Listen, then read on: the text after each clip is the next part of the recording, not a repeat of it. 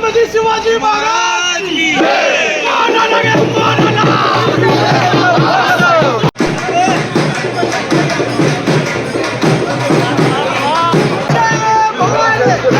शिवाजी, जय शिवाजी, जय भवानी।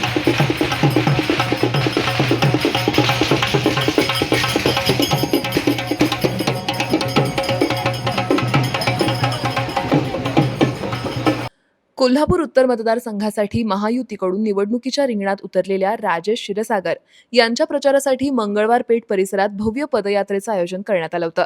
यावेळी सामाजिक कार्यकर्ते आणि माजी नगरसेवक आदिल फराज आणि प्रमुख पदाधिकाऱ्यांच्या उपस्थितीमध्ये ही भव्य पदयात्रा संपन्न झाली।